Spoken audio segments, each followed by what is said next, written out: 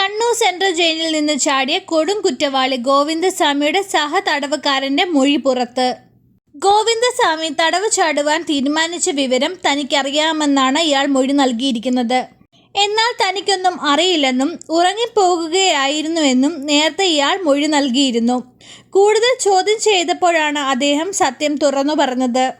Jail ചാടാനുള്ള ആസൂത്രണം തുടങ്ങിയിട്ട് ആഴ്ചകളായെന്നും താനും ജയിൽ ചാടാൻ പദ്ധതിയിട്ടെന്നും എന്നാൽ കമ്പിക്കുള്ളിൽ പുറത്തു ചാടുവാൻ കഴിയില്ലെന്നും തടവുകാരൻ്റെ മൊഴി.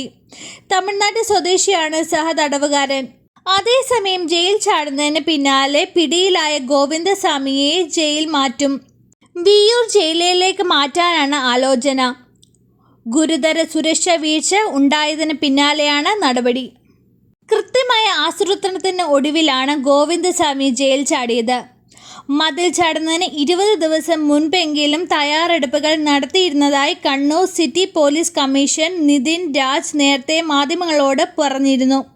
ഇപ്പോഴിതാ ആ തയ്യാറെടുപ്പുകളെക്കുറിച്ച് കൂടുതൽ വിവരങ്ങളാണ് പുറത്തു വരുന്നത്. മതിൽ ചാടുന്നതിന് വേണ്ടി ഗോവിന്ദസ്വാമി ശരീരഭാരം കുറച്ചിരുന്നു. ഒരു കൈ മാത്രമുള്ള ഗോവിന്ദസ്വാമി 7.5 മീറ്റർ ഉയരമുള്ള മതിൽ ചാടുന്നതിന് വേണ്ടി ഒരുക്കങ്ങളെല്ലാം നേരത്തെ നടത്തിയിരുന്നു. ശരീരഭാരം കുറയ്ക്കുന്നതിനും ചപ്പാത്തി മാത്രമായിരുന്നു കുറച്ച് ദിവസങ്ങളുള്ള ഭക്ഷണം. അതീവ സുരക്ഷാ ബ്ലോക്കിൻ്റെ ഗേറ്റ് ആദ്യം കട്ട് ചെയ്തു. ഇതിനായി ഗേറ്റ് ഉപ്പ് വെച്ച് നേരത്തെ തുരുമ്പിപ്പിച്ചു. ഒരു കമ്പി മാത്രം മുറിച്ച് അതിലൂടെയാണ് പുറത്തു ചാടിയത്. പുലർച്ചെ 3:30 ജയിലിനുള്ളിൽ നിരീക്ഷണം നടത്തി.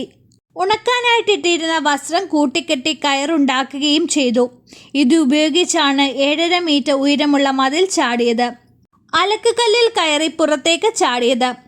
പുറത്തിറങ്ങിയാൽ എങ്ങനെ നീങ്ങണമെന്നും കൃത്യമായ ആസൂത്രണം ചെയ്തു.